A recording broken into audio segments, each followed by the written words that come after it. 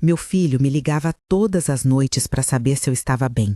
Mas na noite em que eu decidi mentir para ele, salvei a vida dele e descobri a armadilha que tinham montado em cima da nossa herança. Fica comigo até o fim, porque o que eu descobri depois dessa ligação quase destruiu a minha família. Meu nome é Helena, tenho 67 anos e moro nessa casa há 42 anos. Eu e meu marido construímos esse lugar tijolo por tijolo, com o suor do nosso trabalho. Ele era mestre de obras, eu costureira. A gente economizou cada centavo para comprar esse terreno no bairro que na época era praticamente mato. Hoje vale uma fortuna porque a cidade cresceu ao redor. Meu marido faleceu há 8 anos, de infarto, e desde então é só eu aqui, cuidando da casa, das plantas dele no quintal, das memórias que a gente construiu junto. Tenho um filho, o Rafael, que sempre foi meu porto seguro. Ele mora a 2 horas daqui, trabalha como engenheiro, é casado com a Patrícia há 5 anos. Ela sempre foi educada comigo, mas distante. Sabe aquele tipo de gentileza que parece que tem uma parede de vidro no meio? Era assim. Nunca consegui criar intimidade com ela. O Rafael sempre dizia que eu era exigente demais, que ela era tímida, que eu precisava dar tempo. Eu dei 5 anos de tempo. As ligações noturnas começaram há uns 6 meses. Todo dia, por volta das 10 da noite, o telefone tocava. Era o Rafael. Mãe, tá tudo bem? Comeu direito? Trancou as portas? No começo eu achava fofo, um cuidado de filho. Mas com o tempo comecei a achar esquisito. Por que justo agora, depois de anos morando sozinha, ele ficou tão preocupado assim?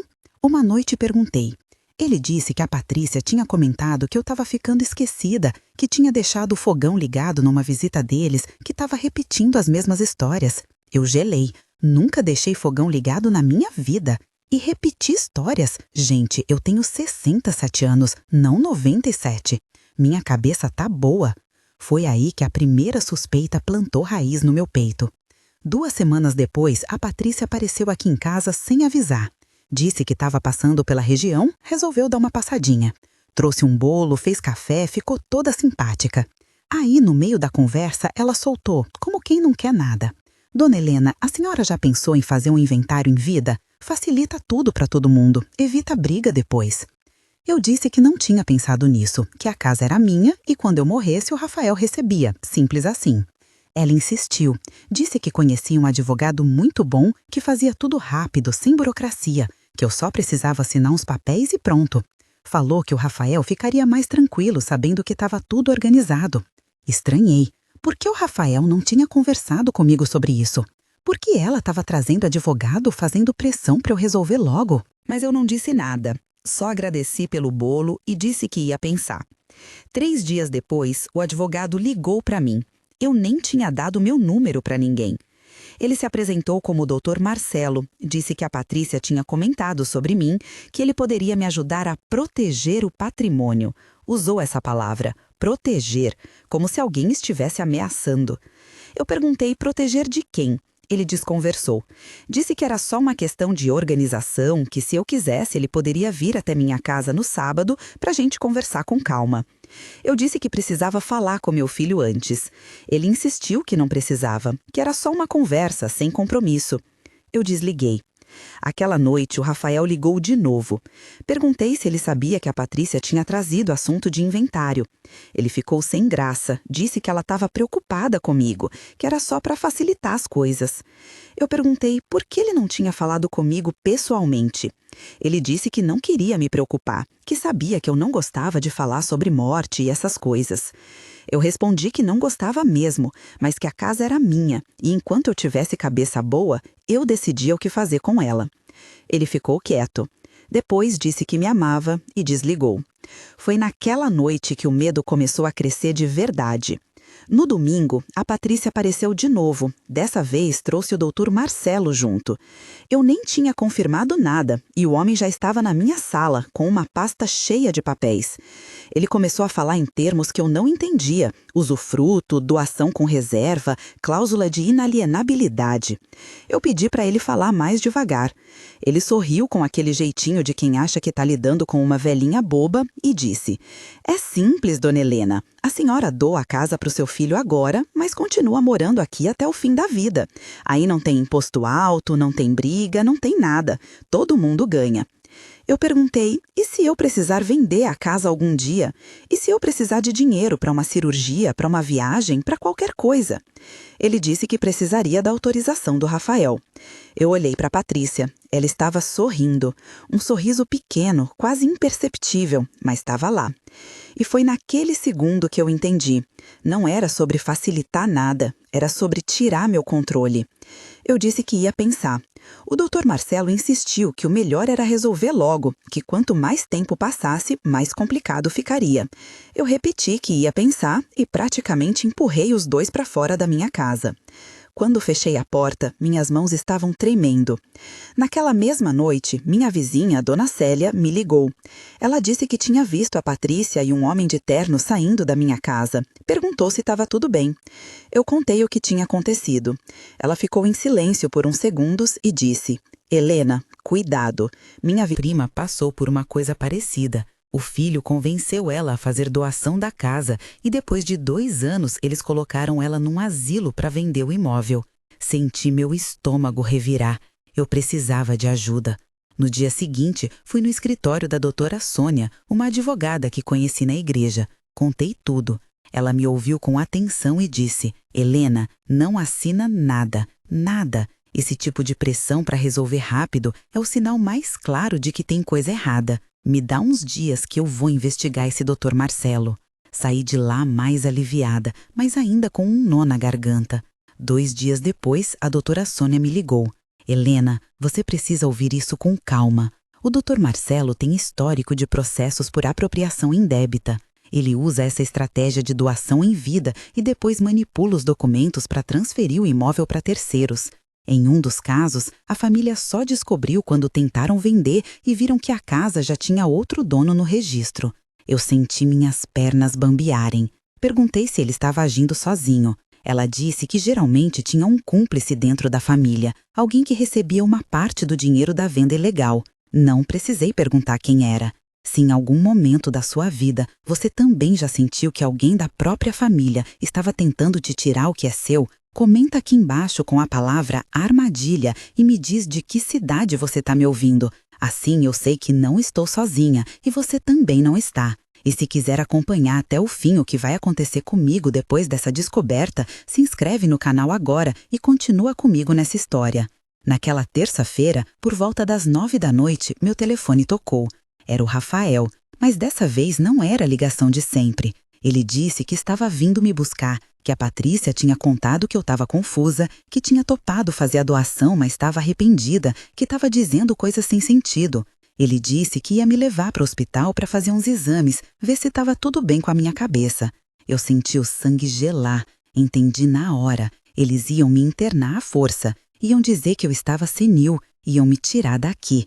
Foi aí que eu fiz a única coisa que poderia salvar a gente. Eu menti. Eu disse pro Rafael que não precisava vir, que eu estava ótima, que já tinha ido no médico de manhã e estava tudo bem. Disse que a Patrícia tinha entendido errado, que eu só tinha comentado que o Dr. Marcelo era insistente demais e que não queria mais falar com ele. Disse que estava com sono, que ia dormir cedo, que a gente conversava no dia seguinte com calma.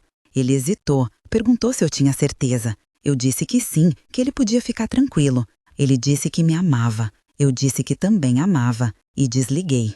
Eu sabia que tinha pouco tempo. Liguei para a doutora Sônia e contei tudo.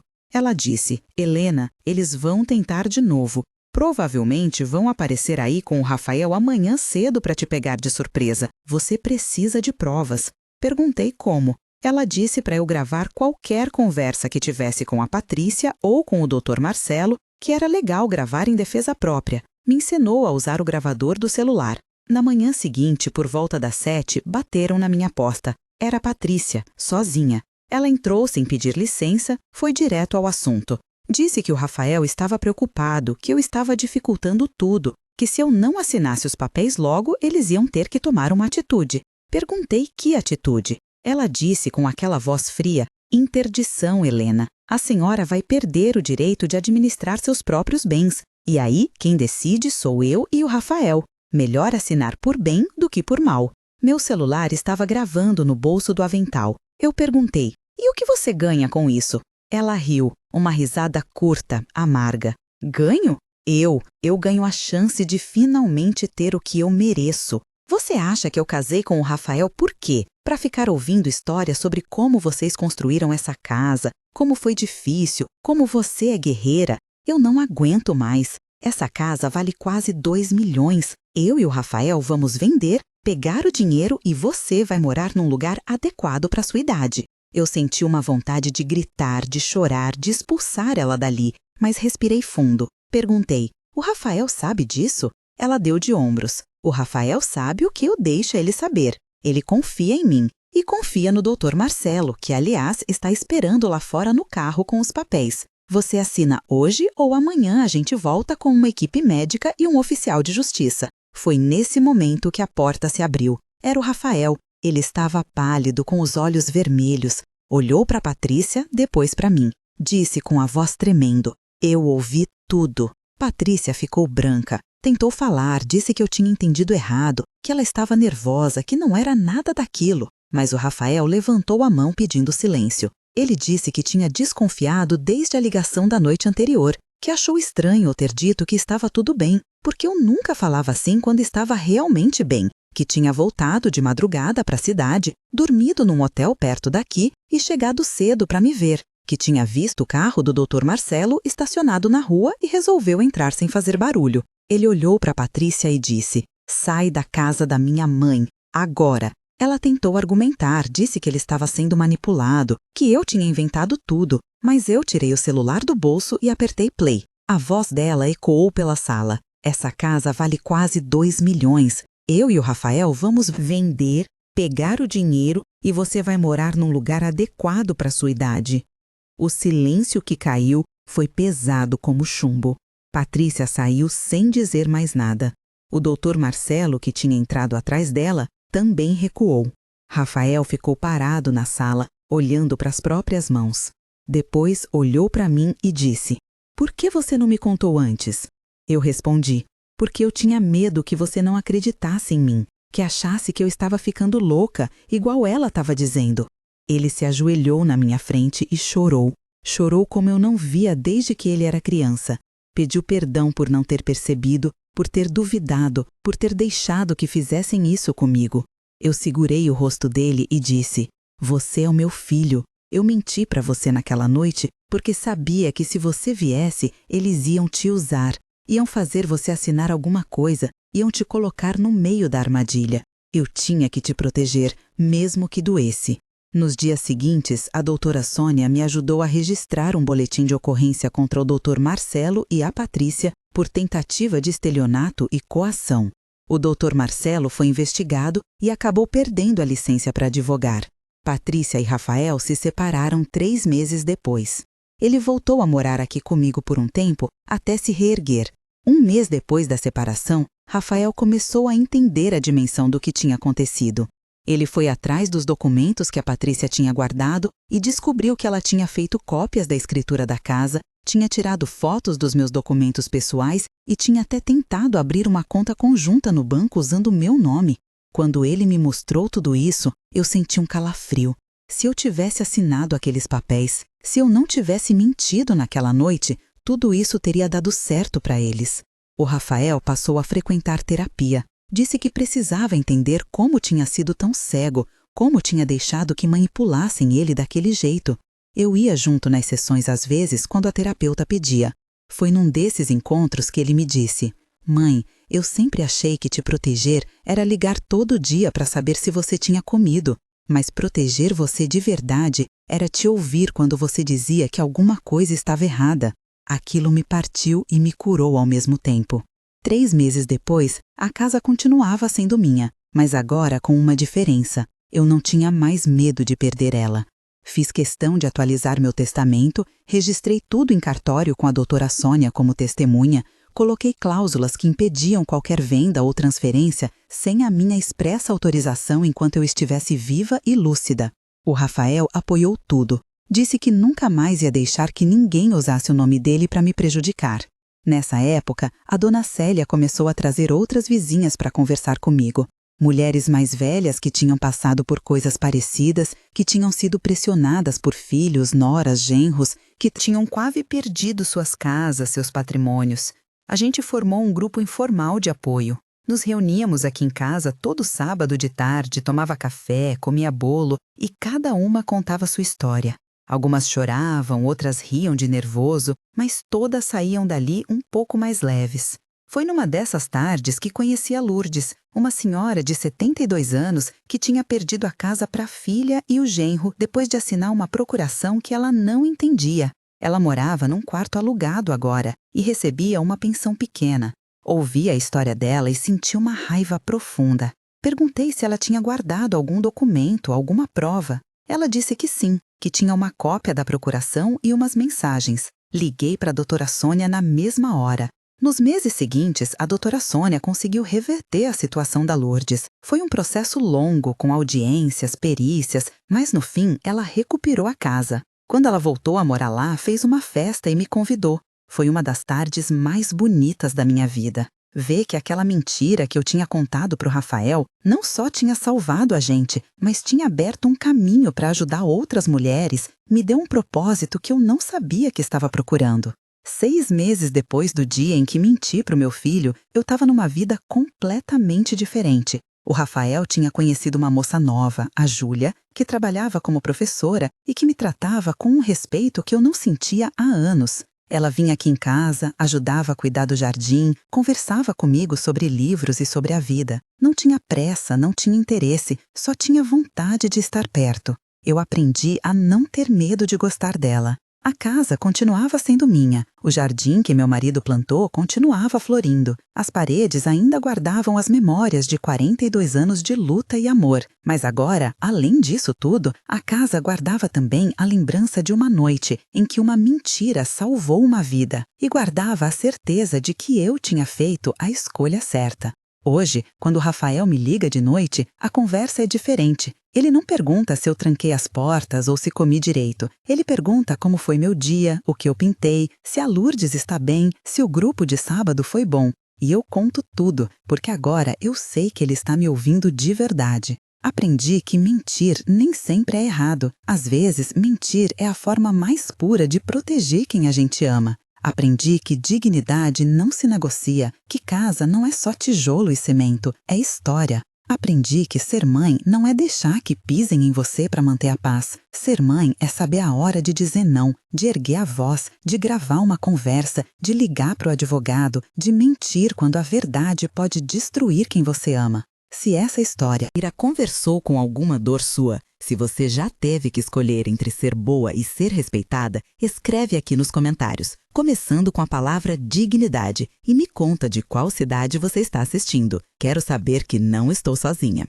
Quero saber quantas de vocês também já tiveram que mentir, que gravar, que lutar para não perder o que é seu. Seus relatos podem ser a coragem que outra mulher precisa para não assinar aquele papel, para não aceitar aquela pressão, para ligar para o advogado antes que seja tarde. E se você quer continuar ouvindo histórias de mulheres que decidiram não aceitar humilhação caladas, que lutaram pelo que era delas, que mentiram quando precisaram e que hoje estão aqui para contar, se inscreve agora no canal. Aqui a sua voz também importa. Aqui a gente não caminha sozinha.